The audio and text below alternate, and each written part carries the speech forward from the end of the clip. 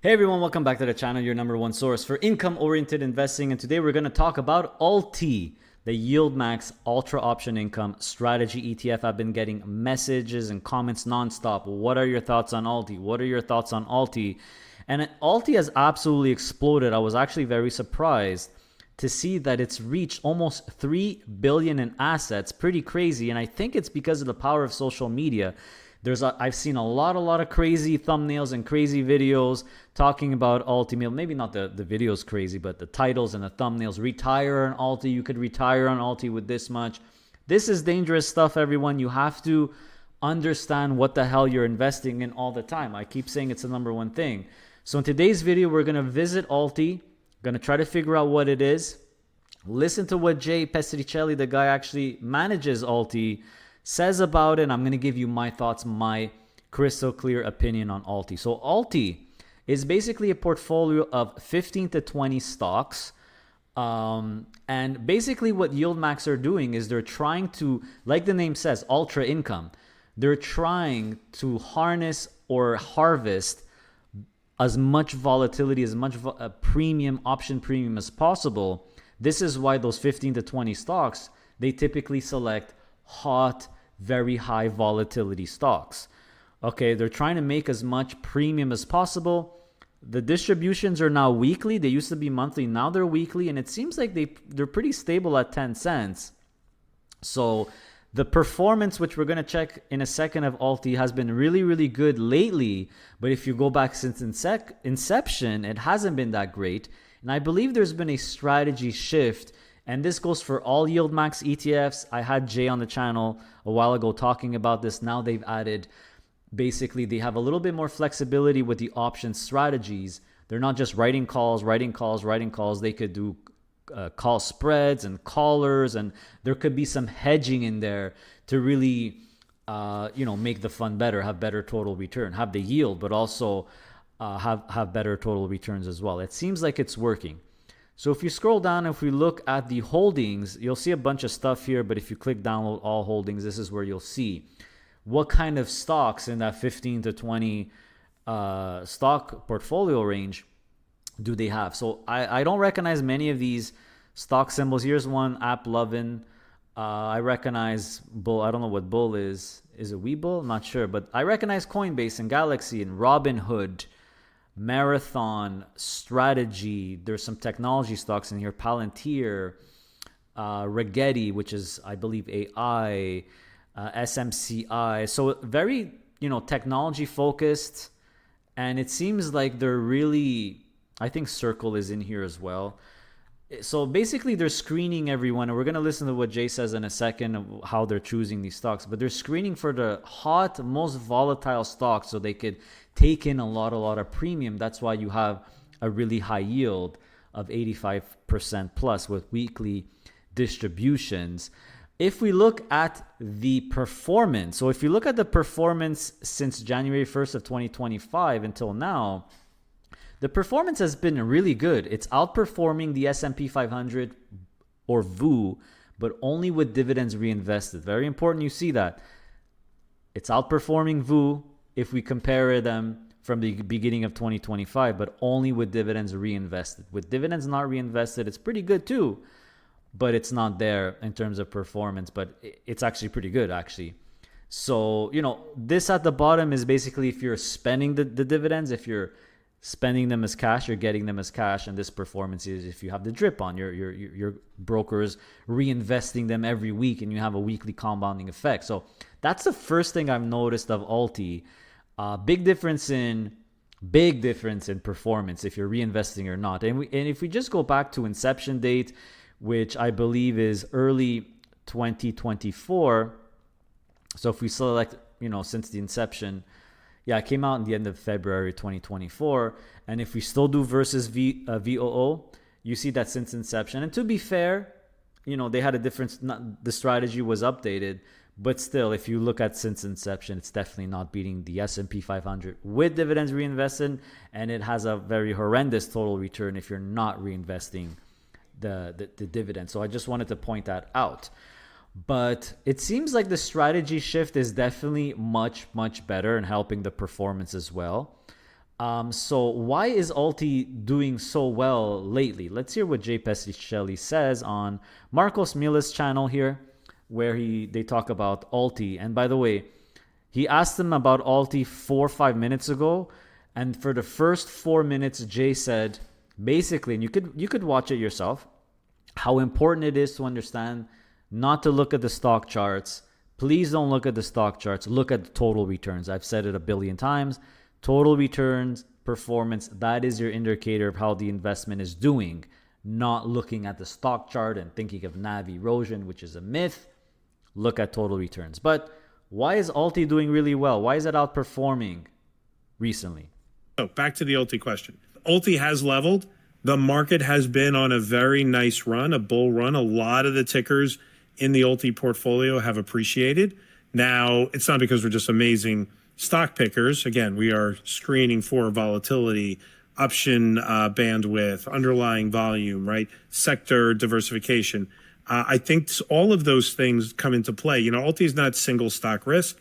Alti is diversified, right? I mean, there are a lot of different holdings across a lot of different sectors, whether it's energy or software or semiconductors, right? Like there's a lot of stuff that goes into that portfolio. So I think the diversification, I think the performance, which you are equating to NAV stability, which I agree has been there, but that could go like in a bear market, that can turn, but you could still have those distributions on top of it, right? So I think it's all of those factors, and I think the weekly piece is a part of it too, right? Having weekly distributions. Some folks really like to get that weekly paycheck, and they get to reinvest their dividends, which I want to talk about in a minute at a faster rate than if we held them in the fund for, say, a 4-week period or a month, like some of the other YieldMax products. You know, look, I think there's a little bit of the fact that we can move fairly quickly between popular issuers or popular stocks when something's happening, right? We were in Circle the minute there were options on Circle, right? So it's fast. So you want to get some exposure to that world? Great. You could get it right away. So I think those are all of the aspects when it comes to Alti's popularity. There you go, everyone. So stock selection, the most important factor. I've said it a billion times before. People keep asking me the question, what is the risk of this? What is the risk of this versus this? Guys, the risk is for any income strategy, option strategy, cover call ETF, whatever, is always going to be the stocks inside the ETF. That's the risk. So they admitted it themselves, right? They've been lucky. They've added these really hot stocks that have done really, really well. Whether you're doing option strategies or not, obviously it's going to beat an S&P 500 if those 15 to 20 stocks do really, really well. So that's kind of what happened to Alti. So I feel stock selection, the weekly dividends, a strategy shift has all helped this ETF do really, really well in terms of performance. But like Jay said, it could turn, right? If there's a bear market and a lot of these hot stocks go down a lot harder than the S&P 500 as a whole, of course it's going to underperform. So my thoughts on Alti, everyone, is that you need to understand what the hell you're investing in. They are hunting down hot stocks that have high volatility to generate as much yield as possible. That's what Alti is. There is diversification, but the stocks are going to be higher risk, kind of. They're going to be more the hot stocks, some more than others, right? There's Coinbase and MSTR and Palantir, right? And there could be more riskier stocks as well in there. When I say risky, I mean more volatility. That's the point. They're trying to generate, they're hunting volatility to generate more premium. So my thoughts on Alti is that it's a really cool fund. I would keep tracking the total return, especially the total return of dividends reinvested versus not reinvested. I see a big difference here. So I think this could work as a total return or even growth ETF in your portfolio, but I would strongly recommend, if I had Alti, I would only have it on drip. So that's my main thought on Alti. I would have it on drip if I had it. Now, maybe with time, maybe, the total returns will stabilize without the drip. We'll see about that. But I would not have Alti as a foundational or core position in my portfolio. I don't see it as an equivalent to an S&P 500 or a NASDAQ 100. Okay, and I would probably not consider it if I'm living off the income, like I mentioned. It has to be dripped. It seems like that has a better total return.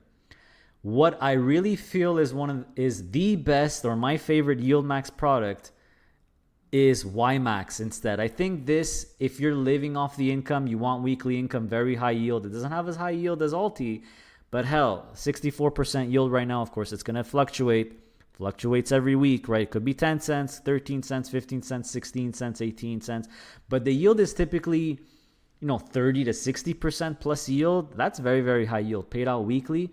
It's much more broad than ULTY because this is the universe fund of option income ETFs. Think of it as getting the whole YieldMax series of ETFs, the single ones, right? So you're not just going to have 15 to 20 super volatile hot stocks that they could switch in and out. This is more of a set portfolio. You're going to have Tesla and Apple, some more boring stuff. You're going to have the Magnificent Seven is going to be in there. You'll have Coinbase and MSTR, but you'll also have Disney and Microsoft, JP Morgan, ExxonMobil, PayPal. A lot of very interesting stocks. Some will do well, some won't do. So this is closer to kind of like a mini S&P 500, but more concentration and I guess the more volatile, hotter stocks as well, but even some boring ones as well. But what I like about it is that there's even ETFs in here. There's a gold miners ETF, Bitcoin's in there. There's Kathy Wood's ARK ETF, which has many stocks inside of it. So you have much more diversification than ULTY. You have much more stability. You have much less risk, of course.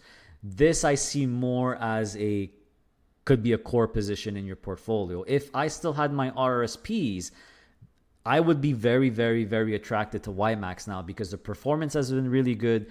You have that weekly compounding as well. YMAX versus the S&P 500, everyone, since the beginning of the year, YMAX on drip is beating VOO, the S&P 500.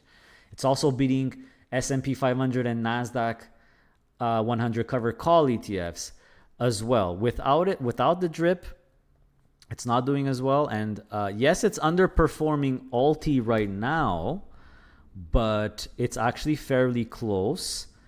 And like I said, ULTY had a great run because of the great stock selection. But in a bear market, I'm very sure YMAX is going to not go down as much because it has more stable stuff. And let's hear what Jay says when Marcos asks him, why is YMAX doing so well? Why is it outperforming SPY and QQQI, which we know are the NEOS index-based S&P and NASDAQ 100 covered call ETFs? YMAX is beating QQQI and SPY. Those are two of some of the most popular ETFs by NEOS. And when I saw that YMAX is outperforming, I was like, wow, that's insane. So my question... By the way, they're at the NASDAQ right here. I'm very jealous because I actually got invited to the YieldMax event at the NASDAQ, but I didn't have my passport in time. There was a delay getting my new passport. So unfortunately, I can't be there, but maybe next year. Anyway, moving on. So my question is, what led to the outperformance and what can investors expect in the future for YMAX to perform for investors? It's a great question, right? Because YMAX is a fund of funds, which is the fund of all like the single stock, bullish, cover call, yield maxes, right? So in order to have some outperformance against an index, our underlying funds, hence underlying tickers, have had outperformance, right? You throw Palantir, Carvana, Hood, MSTR, I should say. Those are all components that concentration of only 35 names can provide growth past an index. I also think we had a really weird bounce off that April low. When I say really weird, one of the sharpest I've ever seen. I've been trading for 25 years, 28 years. It was a sharp bounce, right? So having exposure to tech, large cap, high beta names, high volatility names. That's why ULTY is also outperforming. Like, is going to give you the chance to beat an index. Look, it's not always going to be the case, but it's the way it is today. Reverse splits. There you go, guys. And by the way, you can continue watching it. They talk about reverse splits as well. Very popular things and topics. And I love how Jay just says how reverse splits mean absolutely nothing. I keep saying it. I made a video on it. Some people think it's negative. It's not negative. It doesn't mean anything. Splits don't mean anything. Reverse splits don't mean anything. They don't have an impact in your portfolio. It's like handing in a $5 bill and getting 5 $1 bills, or giving 5 singles and getting a $5 bill. That's all it is. Anyway, so YMAX has been outperforming, like Jay says, also the S&P 500. It's been doing really well because it's concentrated in stocks that have done really well. The opposite could also happen. So I think of YMAX, everyone, if you're an American investor, you like the high yield, you're going to be living off the income or maybe reinvesting half of the income. I think YMAX makes more sense than ULTY as a core foundational position. If I still had my RSPs, I probably would have swapped everything, my RSP and my wife's RSP, to YMAX on drip. Maybe I would add a little bit of ULTY on drip as well, just for fun, but the core essential position would probably be YMAX. A little bit more diversification. Think of it like a mini S&P 500. It reminds me of a lot of the HHIS in Canada. HHIS holds 15 stocks, so it's even more concentrated than YMAX. Of course, if these 15 stocks are good stock, there's the Max 7 in here, a Strategy and Coinbase, Palantir. You have more exposure, more percentage in these great stocks versus the S&P 500 and NASDAQ 100. So of course it's going to do better in a bull run where these stocks do better than the index. But in a bear market, the opposite could also be true as well. So you got to remember, guys, your risk is always the stocks, always the stuff inside the ETF. Always. My personal opinion, so just to close, my personal opinion, guys, the ULTY debate versus YMAX, if you will. I think ULTY is cool. It's fun. Think of it like a growth investment. That's how I see it on drip. I would put it on drip. But my core foundational position, my favorite YieldMax product by far is YMAX. And on many of these Q&As, even there's another Q&A with Michael Venuto, even Jay in this Q&A, I believe, they all say the same thing. YMAX is our favorite. Start with my YMAX. You have the whole universe. It's the least risky thing.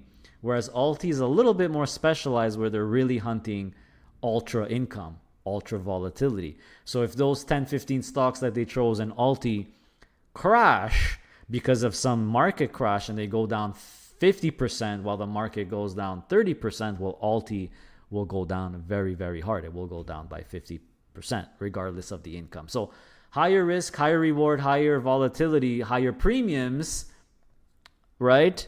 Higher risk. YMAX is the one I would consider. It's doing really, really well, especially on drip. Even not on drip, if you do ULTY versus YMAX, of course, ULTY is beating it right now, not by a crazy amount, pretty significant amount, but we don't know what's going to happen in the future. But if you go back since the beginning of it, if you just go back till 2024, I believe YMAX is outperforming, right? It's a completely different story, right? On drip and without drip. So I think YMAX is a little bit more safer. It makes a little bit more sense to me. Tell me your thoughts, everyone. Give me a thumbs up. I'd really appreciate it. Are there any hot YieldMax ETFs you also want me to do a video on? But I mean, it's absolutely incredible. When I saw this, I almost jumped out of my seat. That's just the power of social media. But be careful when you see those thumbnails. Retire on Misty, retire on ULTY. You're still investing in these 10 to 15 stocks. You're still investing in strategy. Would you retire on that? Or a YMAX, which is kind of like a concentrated S&P 500 that has much more diversification? I think the answer is clear. So take care, everyone. See you next time.